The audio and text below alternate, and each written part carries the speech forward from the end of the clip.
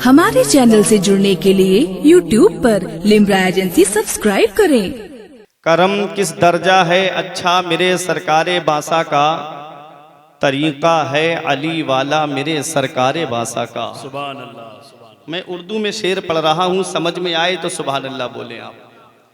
करम किस दर्जा है अच्छा मेरे सरकारे बासा का, तरीका है अली वाला मेरे सरकारे बासा का। लगाओ तो जरा आंखों में अपनी इश्क का काजल, लगाओ तो जरा आंखों में अपनी इश्क का काजल। दिखेगा चार सू जलवा मेरे सरकारे बासा का, दिखेगा चार सू जलवा मेरे सरकारे बासा का। अकीदत का ये किबला है, मोहब्बत का ये काबा है। सूफी साहब किबला की तवज्जो। क्या कहने, अकीदत का ये किबला है, मोहब्बत का ये काबा है। बड़ा प्यारा है ये रोज़ा मेरे सरकारे बासा का, बड़ा प्यारा है ये रोज़ा मेरे सरकारे बासा का।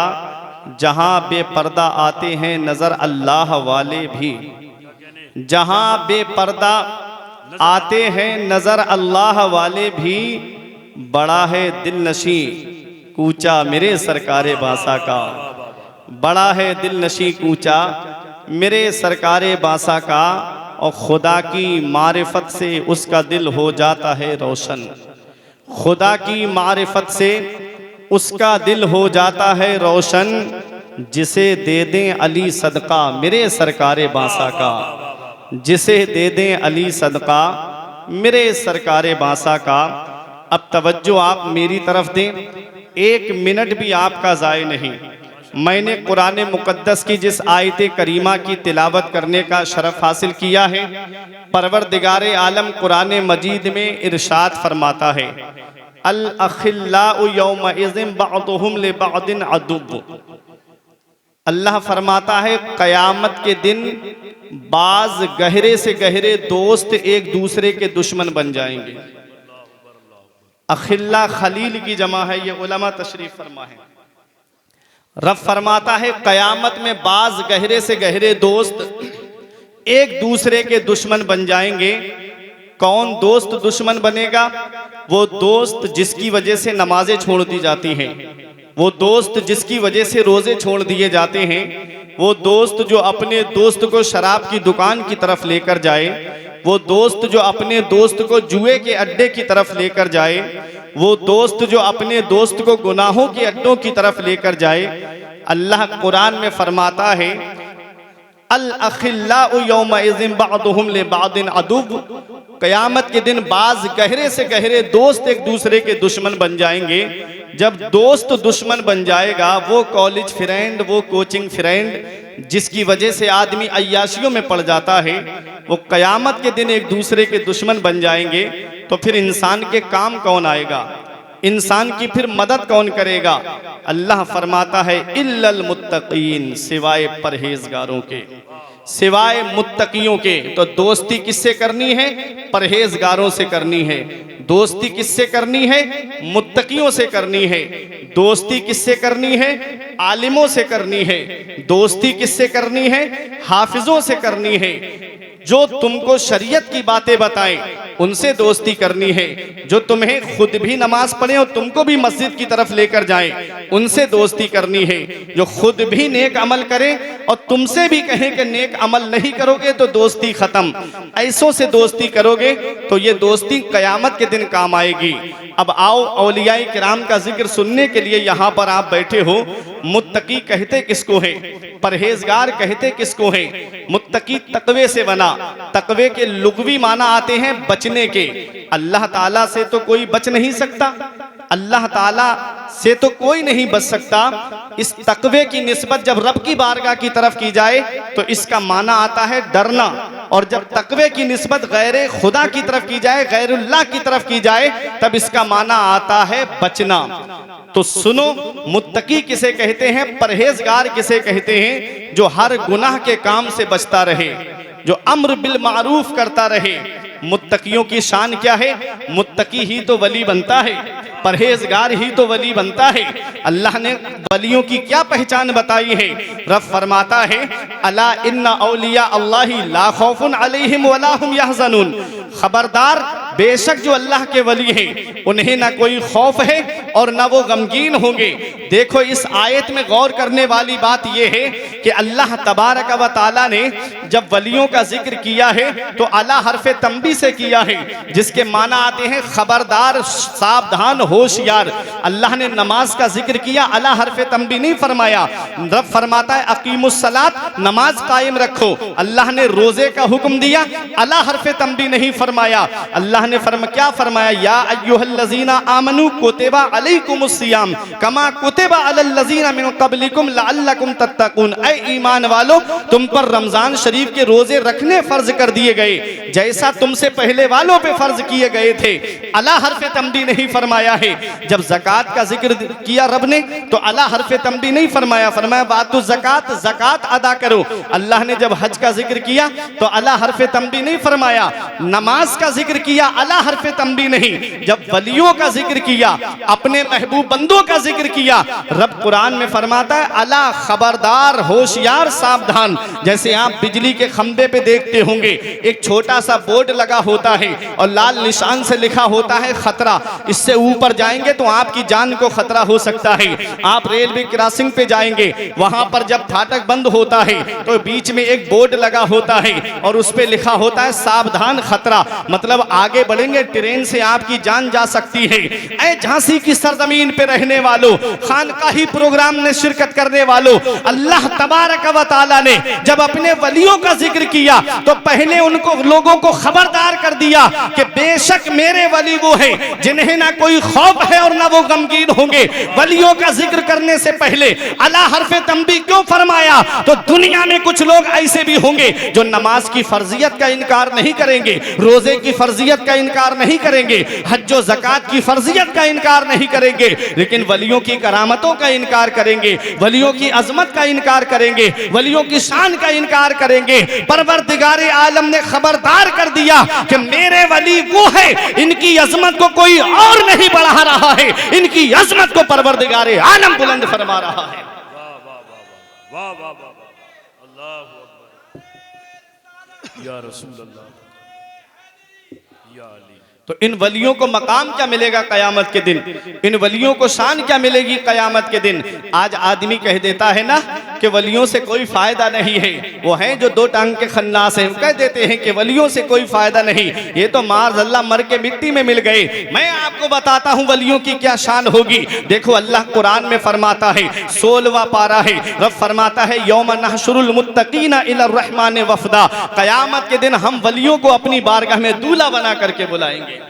अरे बोलो मोहब्बत से सुभान अल्लाह। सरकारे बासा कॉन्फ्रेंस में आने वालों, आज देखें जानशीन सरकारे मसौली भी तशरीफ फरमा है और दूसरी जानिब सरकारे बासा का फैजान लेकर के हुजूर उमर मियाँ भी तशरीफ फरमा है और सूफी साहिब किबला की आमद है, आले रसूल तशरीफ फरमा है। सुनते हुए चलिए क्या मकाम होगा वलियों का कयामत के दिन। रब फरमाता है, मैं कुरान की आयत पेश कर रहा हूँ, रब फरमाता है यौम नहशुरुल मुत्तकीना इलर रहमान वफदा, हम कयामत के दिन वलियों को अपनी बारगाह में दूल्हा बना करके बुलाएंगे। अब बताओ जब बारात अगर बगैर दूल्हा के चली जाए तो क्या उस बारात की इज्जत होती है? आप दूल्हा को घर पे बिठा दो और बारात लेकर के लड़की वालों के यहाँ पहुंच जाओ, क्या उस बारात को नाश्ता मिलेगा? क्या उस बारात को खाना मिलेगा? क्या उस बारातियों की कोई आहो भगत होगी? क्या उन बारातियों को इज्जत की निगाह से देखा जाएगा?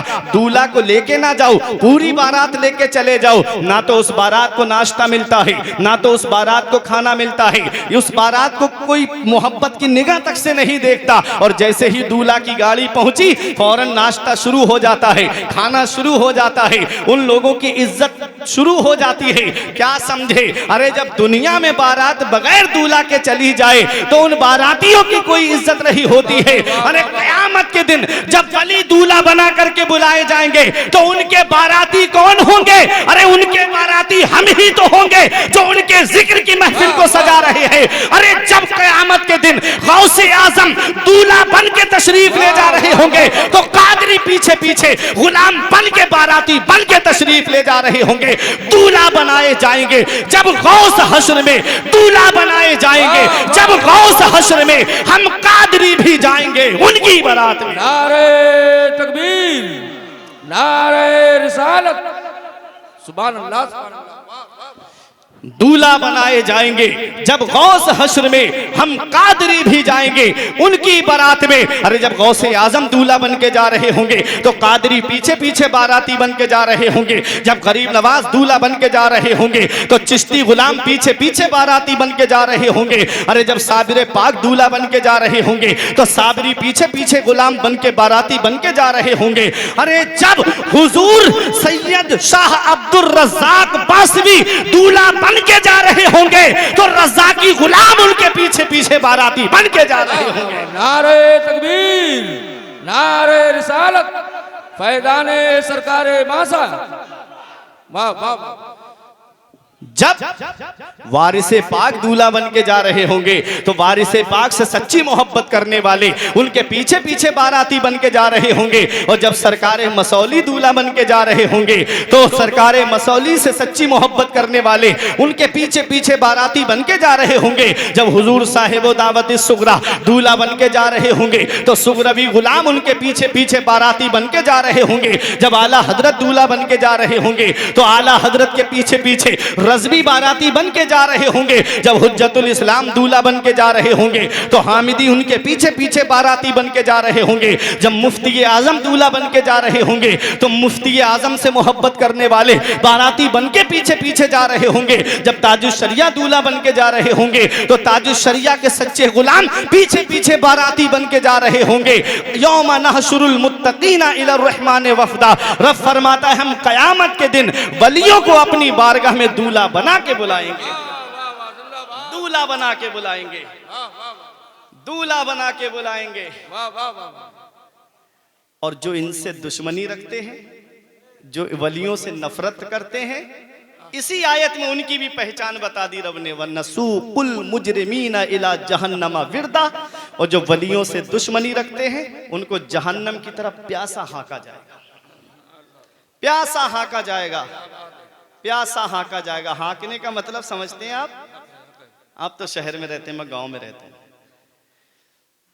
जैसे आदमी जब बकरियों का रेवड़ लेके जाए चराने के लिए तो कोई बकरी किसी के खेत में को मुंह डालने लगे तो डंडा होता है उसके पास में, तो वो मारता है, चल सीधी, चल सीधी, किसी के खेत में मुंह नहीं डालना है, चल सीधी, मारते बोले जाए। अल्लाह तबारक व तआला क़यामत में वलियों को वो मकाम अता फरमाएगा। 25वें पारे की आयत करीमा है, इन्नल मुत्तकीन फी मकामिन अमीन। बेशक वली क़यामत के दिन अमन वाली जगह में होंगे, सुकून वाली जगह में होंगे। उनकी कुर्सियां एक दूसरे के आमने सामने पड़ी हुई होंगी। समझते हुए चलिए, मैं कुरान से बात कर रहा हूं अभी।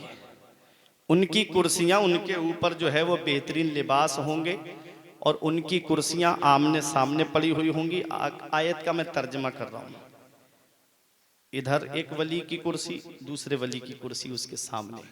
अपने अल्फाज में ये कह दूं कि इधर गौसे आजम की कुर्सी, इधर गरीब नवाज की कुर्सी, इधर बाबा फरीद की कुर्सी, इधर साबिर पाक की कुर्सी, इधर निजामुद्दीन औलिया की कुर्सी, इधर हुजूर मखदूम पाक की कुर्सी, इधर सरकारे बांसा की कुर्सी और इधर सरकारे मसौली की कुर्सी। वाह वाह वाह। एक दूसरे के आमने सामने होंगे, अमन वाली जगह में होंगे, सुकून वाली जगह में होंगे। और आप मुझे बताओ, जब बारात जाती है और जब बाराती जाते हैं तो उसमें हर क्वालिटी का आदमी होता है। किसी का जोड़ा 5000 का होता है, किसी का 2000 का जोड़ा होता है, किसी के जूते जो हैं 3000 के होते हैं, कोई जो है स्लीपर चप्पल पहन के जाता है। तो क्या ऐसा होता है कि बारात में उसको नाश्ता ना मिले जो कमतर कपड़े पहन के गया? कभी ऐसा होता है कि उसको खाना ना मिले? कभी ऐसा आपने सुना? वाह मेरे गौसे आजम, तुम्हारी अजमत पे कुर्बान जाऊं।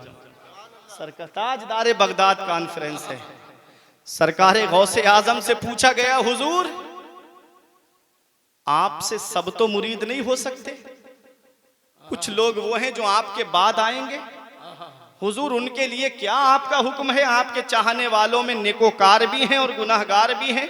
तो गौसे आजम का फरमान सुनो, फरमाते हैं मेरे गौस के जितने नेकोकार हैं, परहेजगार हैं, वो मेरे हैं, और जितने गुनाहगार हैं मैं उनके लिए हूं। जितने गुनाहगार हैं मैं उनके लिए हूं। मेरे गौस फरमाते हैं इल्लम तकुन मुरीदी जय्यिद अना जय्यिद, ऐ मुझसे मोहब्बत करने वाले अगरचे तू अच्छा नहीं है, जिस अब्दुल कादिर का तूने दामन पकड़ा है वो जय्यिद भी है, वो सय्यिद भी है। आला हजरत पुकार उठे, ऐ रज़ा यूं ना बिलक, तू नहीं चाहिए तो ना हो, ऐ रज़ा यूं ना बिलक, तू नहीं चाहिए तो ना हो, सय्यिदे जय्यिदे हर दहर है मौला तेरा। नारे तकबीर, नारे रिसालत, फैज़ाने सरकारे बासा, फैज़ाने सरकारे मसौलवी, अल्लामा फुरकान मंदरी साहब किबला। ताजदारे बगदाद कॉन्फ्रेंस में आने वालों, गौसे आजम बगदाद के ताजदार कैसे बने हैं? अरे गौसे आजम की हम करामतें सुनते हैं, हमने गौसे आजम की सिर्फ करामतें सुनी है। आज इन उलमा की मौजूदगी में एक बड़ी जिम्मेदारी से बात बोल के जा रहा हूँ। गौसे आजम को यह मकाम कैसे मिला है? खुद मेरे गौस फरमाते हैं दरस्तुल इल्म हत्ता सिरतु कुतुबा, मैंने इल्म हासिल किया, अल्लाह ने मुझे कुतुब बना दिया। पता चला सरदारी इल्म से मिलती है, बुलंद रुतबा इल्म से मिलता है, बुलंद मकाम इल्म से मिलता है, बुलंद अजमत इल्म से मिलती है, बुलंद शान इल्म से मिलती है, मकाम सुरैया इल्म से मिलता है। वो सरकारे गौसे आजम जिन्होंने 18 साल तक कस्बा जीलान के कुर्बो जवार में तालीम हासिल की, उसके बाद आपने देखा एक काफिला मदीने शरीफ की तरफ जा रहा है, एक काफिला हज करने के लिए जा रहा है। अपनी अम्मी के पास आके कहते हैं अम्मी इजाजत दे दो, तुम्हारा बेटा हज करने जाना चाहता है। माँ ने कहा बेटा अभी तुम मत जाओ। आपकी आंखों से आंसू निकल आए, अपने मकान की छत पे चले, जाने वाले काफिले को देख रहे हैं। जब तक काफिला नजर आता है आंखों से आंसू रोके नहीं रुकते हैं। परवरदिगार आलम ने काबे को हुक्म दिया, ऐ काबे आज तुझे अपना कानून बदलना होगा। लोग तो तेरे तवाफ के लिए आते हैं, तुझे मेरे महबूब बंदे अब्दुल कादिर के तवाफ के लिए जाना है।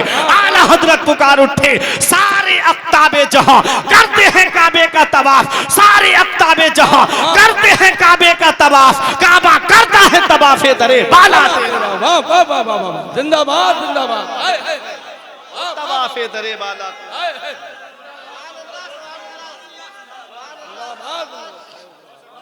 कौन गौसे आजम है? वो गौसे आजम अम्मी से कहते हैं अम्मी इजाजत दो, तेरा बेटा बगदाद तालीम हासिल करने जा रहा है। वो माँ जिसकी उम्र 78 साल है, बेटे की उम्र 18 साल है, 60 साल की उम्र थी वालिदा की, तब गौसे आजम पैदा हुए थे। अल्लाह अकबर। देखो जिस उम्र में आदमी औलाद की तरफ से ना उम्मीद हो जाता है, भरोसा छोड़ देता है कि अब इस उम्र में औलाद कहाँ से होगी, वो अल्लाह है जो वीराने में गुलशन खिला देता है, वो अल्लाह है जो पहाड़ों में पेड़ों को पैदा फरमा देता है, वो अल्लाह है जो पत्थर से पौधा निकाल देता है। यखलुकु मा यशा यहबु लिमन यशाउ इनासु व यहबु लिमन यशाउ ज़ुकुर। वो अल्लाह है जो चाहता है वो पैदा फरमाता है। अल्लाह जिसे चाहता है उसे बेटियां अता फरमाता है, अल्लाह जिसे चाहता है उसे बेटे अता फरमाता है। और युज़व्विजुहुम ज़ुकरान व इनासा, और अल्लाह जिसे चाहता है उसे बेटे और बेटियां दोनों अता फरमाता है। व यजअलु मन यशाउ अकीमा, और अल्लाह जिसे चाहता है उसे बांझ बना देता है। सब अल्लाह के दस्ते कुदरत में है। गौसे आजम की वालिदा की उम्र 60 साल की है, तब गौसे आजम पैदा होते हैं। 78 साल की उम्र होती है। माँ से कहते हैं अम्मी तेरा बेटा बगदाद जाना चाहता है। माँ भी जानती है बड़ा पुरखतर रास्ता है, आजकल के रास्ते नहीं थे, ट्रेन में बैठे एसी डिब्बे में मंजिल पे पहुंच गए, अपनी गाड़ी से पहुंच गए, अपनी सवारी से पहुंच गए। आज तो बड़ा सेफ सफर है। वो दौर ऐसा दौर था, जंगलों में काफिले लूट लिए जाते थे, रात में वीरानों में सफर किए जाते थे। डाकुओं का खतरा, सिर्फ माल नहीं लूटते थे, इंसान को भी कत्ल कर देते थे। गौसे आजम की माँ ने कहा बेटा अगर तू किसी और काम के लिए इजाजत मांगता तो तुझे नहीं देती, तूने इजाजत मांगी है तो नबी के दीन को हासिल करने की मांगी है, तूने इजाजत मांगी है तो नबी की शरीयत को हासिल करने की मांगी है, इसलिए मैं तुझे रोक नहीं सकती। और गौसे आजम की वालिदा ने कयामत तक के लिए औरतों को एक पैगाम दे दिया कि तुम अपने बेटों की जुदाई का पत्थर तो रख लेना सीने पर, पर, मगर अपनी औलाद को अनपढ़ मत रखना, जाहिल मत रखना।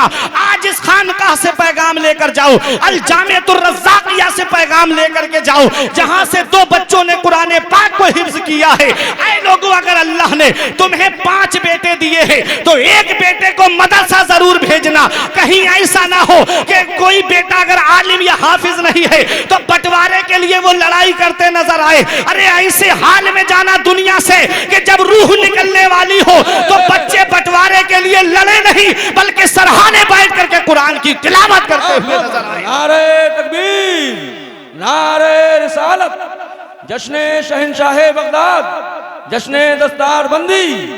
वाह वाह वाह।